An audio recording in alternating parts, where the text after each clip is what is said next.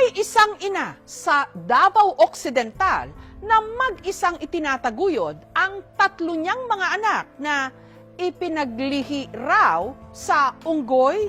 Pero ano ba talaga ang tunay nilang kondisyon?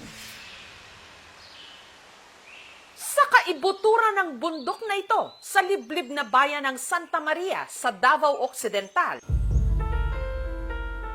nagkukubli ang magkakapatid sa munting kubong ito. Mailap sila sa mga tao dahil ang kanilang mga itsura madalas daw inihahalin tulad ng iba sa mga unggoy. Dalunggan ug mag-atubag mo side view kamukha yun ug naalay balhibo. Nailap sila sa tao kasi hindi sila lumalabas ng bahay. Ang itinuturong dahilan kung bakit nagkaganito ang kanilang anyo, ang kanila raw ama, na nanghuli noon ng unggoy na ipinakain din sa kanila. Ang kabungan niya magpamanat sa mga langgam. Kamang ito sa ubal. Oo, yan ka kami. Yanyak yaluan siya. Tingala ko na, igsunod-sunod sila niyan.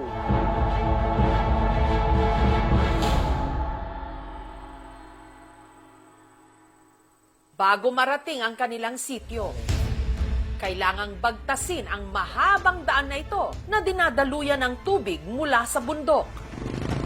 Sumakay sa habal-habal o skylamp ng mahigit 1 oras, paakyat sa mga matatarik at madudulas na daan. Dito sa sitio Kiturok,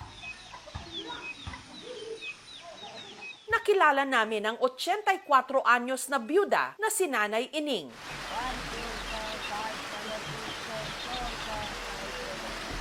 Kasama niyang nakatira sa munting kubo ang 3 sa 9 niyang mga anak. May ilang hindi nagsasalita at parang mga bata pa rin kung kumilos.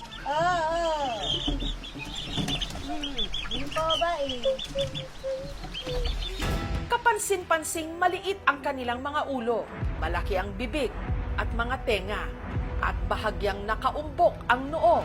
Tanging mga palayaw lang ang meron sila. Wala silang mga opisyal na dokumento.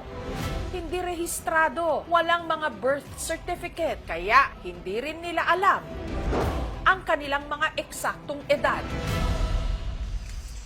Ayan guys, naanata karon sa Tagbalay nga gipanag-iyahan ni Nanay Ining Masupat, usa ka widow or balo. Ang kagawad na si Rodrigo, naisipang videohan ang mag-anak. Point ko lang talaga doon is, baka may taong may bukal ang puso tumulong sa kanila. Kami naman mismo dito sa aming lugar gusto namin tumulong sa kanila. Pero sa sitwasyon din namin, mahirap kami dito sa bukid. Ining, paalang nyo, asin ni basi walay panihapon adun, or kunala pamahaw, gamita pa mayo ini, niya, nabata pa na. Nagtutulungan kami dito na kahit kunti mabigyan si Nanay Ining pag walang-wala na silang makain. Arikaw daw, dawata daw. At karinok lang dawat. Arikaw no. Arikaw, karinok lang.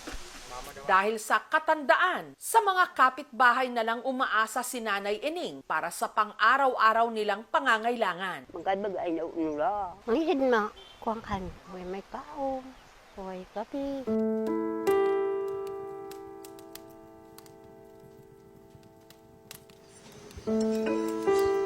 Ay, kabang ando yung ay, lakot. Pagkapalagi.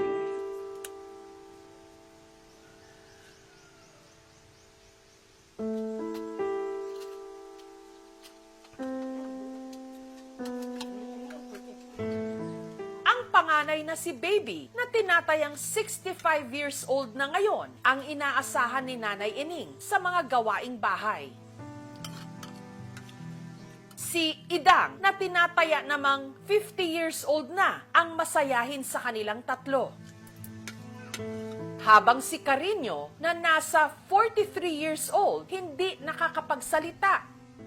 Ang magkakapatid parang nakahawla o nakakulong sa sarili nilang tahanan. Sila niya maglugod daw.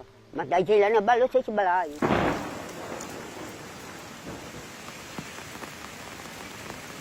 Lumalabas lang daw ang mga ito kapag maghahanap ng makakain. Unsa to? Shampoo? At kapag maliligo. Namadyaman niya pag-isip kanila. Niya tingala kuhanin na yan masinya niya kanilang kinabuhi. Dati raw nakatira sa tuktok ng bundok na ito ang mag-anak, pero minabuti nilang lumayo para makaiwas sa mga nanunukso. Di ka ay ano tao, kung paikulan sila. Hanggang taong 2022, inalok di umano silang lumipat sa lupa na donasyon ng lokal na pamahalaan. Nagagadman kami ni Kuwan. May baligya ka na merong paaw na daya sa ba. Ang baligya ang datay mo. Kaliso. Ang ibang anak ni Nanay Ining bumukod na at may sarili ng mga pamilya. Ang pangwalong anak niyang si Piang, binibisita sila minsan para dalhan sila ng pagkain. Ay na sila, maglibog kung saan akong pagbuhi sa ilaha. Kay kanang asa ko manguha og pagkaon nila sa silahang tulo o upat. Sayang kasabang ko sa akong bana nga. Mangutang ko sa tindahan, ana. Ihilak na ako tago. Unsa akong pag-diskarte sa ilang makinabuhi, ma'am.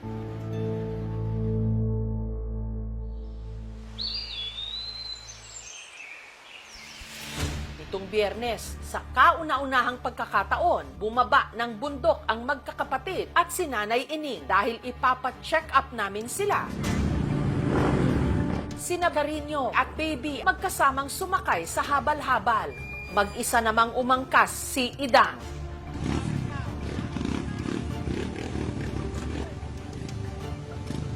Makailang beses huminto ang mga driver ng habal-habal. Dahil sa delikadong daan, lalo pat umuulan.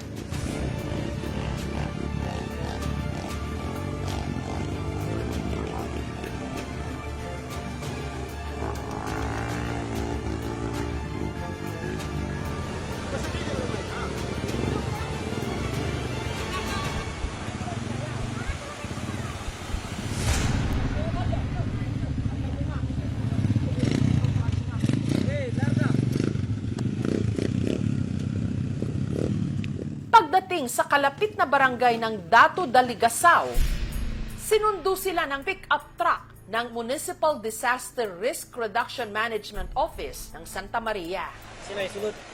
Sige, pero si Carino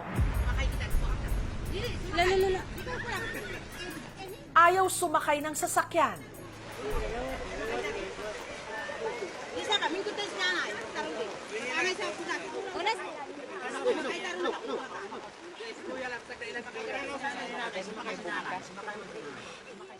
Kaya pinagtulungan pa siyang buhatin ng mga habal-habal driver at ni Piang.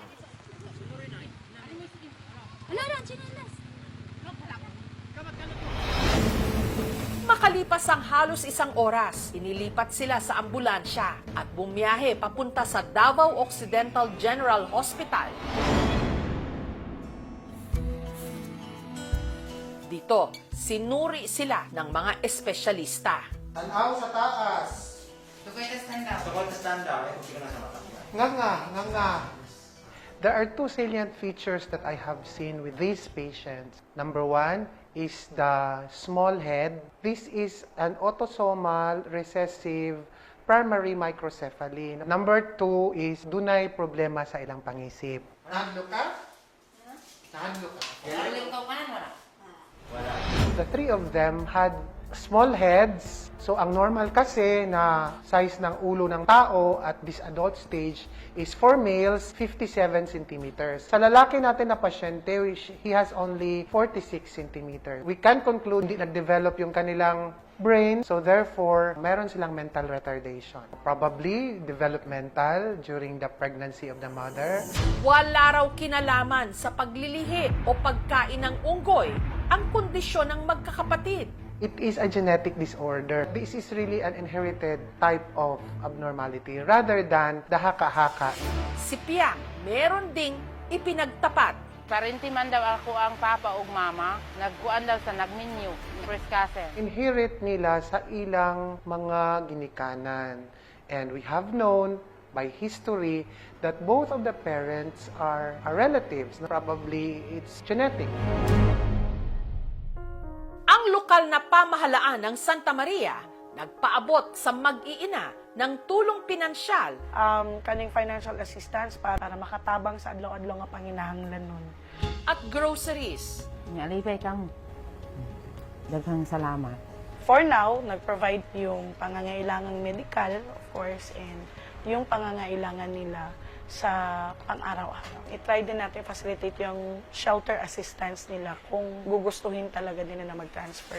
Inilapit din namin sila sa tanggapan ng Philippine Statistics Authority para iparehistro ang kanilang pagkakakilanlan. Pinaka-importante na magkaroon ng birth certificate ang isang tao kasi ito yung basis ng kanyang pagkatao.